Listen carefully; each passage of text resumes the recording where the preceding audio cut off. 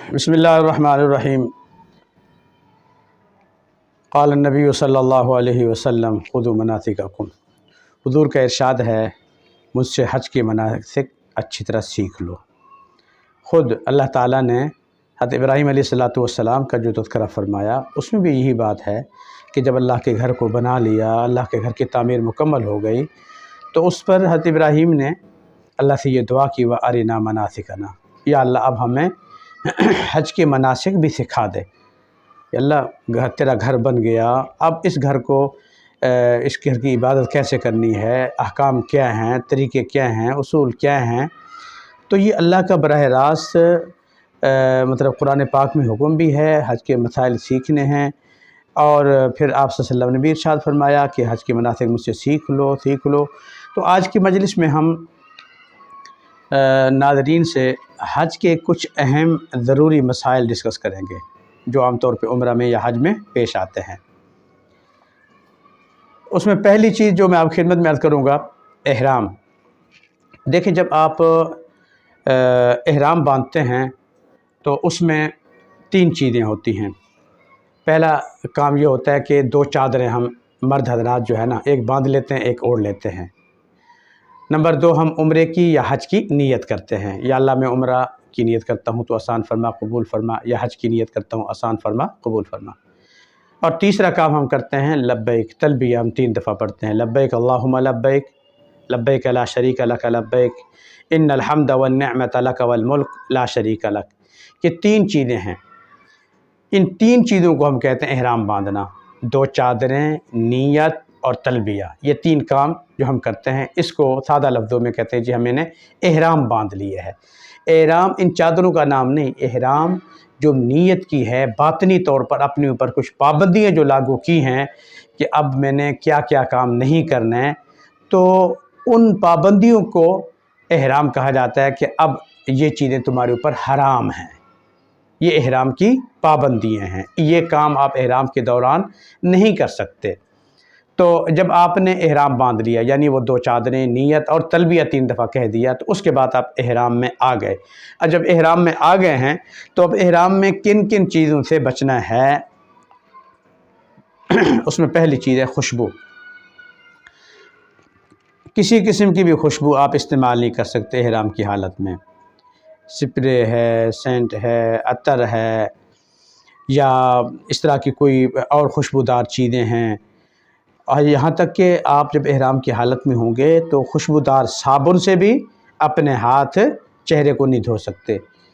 جو پیسٹ جس میں عام طور پہ خوشبو ہوتی ہے، پیسٹ برش وغیرہ کرتے ہیں، پیسٹ بھی نہیں کر سکتے احرام کی حالت میں، اس میں بھی خوشبو ہے۔ الائچی بھی نہیں کھا سکتے کیونکہ اس میں خوشبو ہے۔ تو خوشبو سے مراد مطلب کھانے کی خوشبو ہے، پینے کی خوشبو ہے، لگانے کی خوشبو ہے، یہ ساری چیزیں اس میں شامل ہو جائیں۔ خوشبو سے آپ نے آپ کو بچانا ہے۔ نمبر 2، سلے ہوئے کپڑے نہیں پہننے۔ سلے ہوئے کپڑے سے مراد یہ ہے انسانی اعضاء کی حیت پہ جو چیز سلی ہوتی ہے وہ مراد ہے۔ جیسے ٹوپی ہے، وہ سر کی ڈیزائن پہ سلی ہوئی ہے، بنیان ہے وہ میرے جسم کے اعضاء کی حیت پہ بنی ہوئی ہے، قمیض ہے، شلوار ہے، تو بنیان ہے، انڈر ویئر ہے، پاجامہ ہے، شلوار ہے، پینٹ ہے، کوئی بھی چیز جو انسانی اعضاء کی حیت پر سلی ہوئی ہو، اس کا استعمال مرد کے لیے احرام کی حالت میں جائز نہیں ہے۔ نمبر 3، بند جوتا پہننا۔ ایسا جوتا پہننا احرام کی حالت میں جس سے ابھری ہوئی ہڈی، یعنی یہ پاؤں ہے نا مثال کے طور پہ، اس کی جو ابھری ہوئی یہ پنجے ہیں اور یہ ابھری ہوئی ہڈی ہے، ٹھیک ہے جی، اس ابھری ہوئی ہڈی پہ جوتا نہ آئے، ٹھیک ہے۔ اور پیچھے یہ 2 ٹخنے ہوتے ہیں پاؤں کے نا، ٹخنے، دونوں ٹخنے بھی کھلے ہوئے ہوں، تو ایسا جوتا پہننا کہ جس سے ٹخنے چھپ جائیں، ابھری ہوئی ہڈی چھپ جائے، ایسا جوتا پہننا جائز نہیں ہے۔ ایسا جوتا احرام کی حالت میں پہنے کے، جیسے کینچی چپل ہے یا کوئی ایسا چپل اسپیشل بنوائیں صرف پنجہ اس میں آ جائے اور پیچھے صرف جو بیک سائڈ سے جو ہڈی ہے بیک سائڈ کی، جس کو ہم پاؤں کی ایڑی کہتے ہیں، بیک سائڈ پہ جو ایڑی وہ چھپ جائے، اس میں کوئی حرج نہیں۔ دونوں ٹخنے کھلے ہوئے ہوں، ابھری ہوئی ہڈی پاؤں کی وہ کھلی ہوئی نہیں ضروری ہے، ایسا جوتا استعمال کر سکتے ہیں۔ یہ پابندی مرد کے لیے ہے، عورتوں کے لیے جوتے کی پابندی نہیں، کپڑے کی پابندی نہیں ہے۔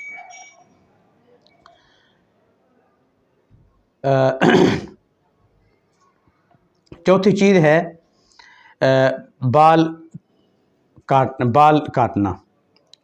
احرام کی حالت میں بال نہیں کاٹ سکتے، چاہے داڑھی کے بال ہوں، مونچھ کے بال ہوں، سر کے بال ہوں، جسم کے کسی اور حصے کے بال ہوں۔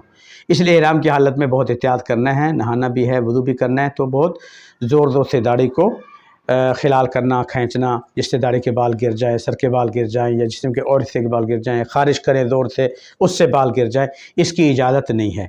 لہذا احرام کی حالت میں بال کاٹنا توڑنا جائز نہیں ہے، اس سے احتیاط کریں گے۔ اسی طرح ناخن کاٹنا، احرام کی حالت میں ناخن کاٹنے کی پابندی ہے۔ احرام کی حالت میں آپ ہاتھ کے ناخن نہیں کاٹ سکتے، پاؤں کے ناخن نہیں کاٹ سکتے، جتنے بھی بڑھ جائیں ان کی صفائی کا خیال کریں، لیکن ناخن کاٹنے کی اجازت نہیں ہے۔ اس طرح جمع کرنا، اگر میاں بیوی اکٹھے ہیں حج کے اندر، عمرے کے اندر، دونوں نے احرام کی نیت کر لی ہے، تو دونوں پر یہ پابندی آ گئی ہے کہ اب میاں بیوی کے تعلقات حرام ہو گئے۔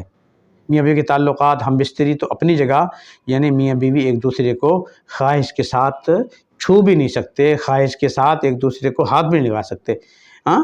یہ مطلب یہ ہے کہ شہوت کے ساتھ ایسی کوئی حرکت میاں بیوی کے درمیان ہو، وہ بھی ناجائز اور حرام ہے۔ اس لیے احرام کی حالت میں جب تک احرام میں ہیں، میاں بیوی ایک دوسرے سے بہت احتیاط کریں گے، بہت احتیاط کریں گے۔ اس کے بعد احرام کی حالت میں سر اور چہرے کو مرد حضرات نہیں ڈھانپ سکتے، سر بھی کھلا رہے گا پورا، اور چہرہ بھی احرام کی حالت میں پورا کھلا رہے گا، گردن سے نیچے احرام کی چادر وغیرہ ہوگی، سر بھی ہر حال میں سوتے ہوئے جاگتے ہوئے کھلا رہے، اور چہرہ بھی کھلا رہے۔ اور خواتین کے لیے صرف چہرہ کھلا رکھنا ضروری ہے کہ وہ احرام کی حالت میں کپڑا چہرے کو ٹچ نہ ہو۔ اس کے لیے پھر بہتر یہ ہے کہ کیپ نما ٹوپی خواتین پہن لیں، اور اس کے اوپر پردے کے لیے کپڑا لٹکا دیں تاکہ پردہ بھی ہو جائے، لیکن وہ کپڑا چہرے کو ٹچ بھی نہ ہو۔ ایسا نقاب جو چہرے کو لگ جاتا ہے اس کی اجازت نہیں ہے احرام کی حالت میں۔ ہاں، کوئی بہت بوڑھی عورت ہے، 70-80 سال کی ہے، بیچاری کو نظر کا مسئلہ ہے، چلنے پھرنے کا مسئلہ ہے، اب اس کے لیے عمرہ کرنا بہت مشکل ہے، اور اس کی جسم کے اندر اب وہ بڑھاپے کی وجہ سے ایسی کشش نہیں ہے کہ غیر کا اس طرح نظر پڑے، تو ان کے لیے گنجائش ہے کہ وہ کپڑا ہٹا دیں، چہرہ کھول کے عمرہ طواف کر لیں، احرام کی حالت میں چہرے کو کھلا رکھیں۔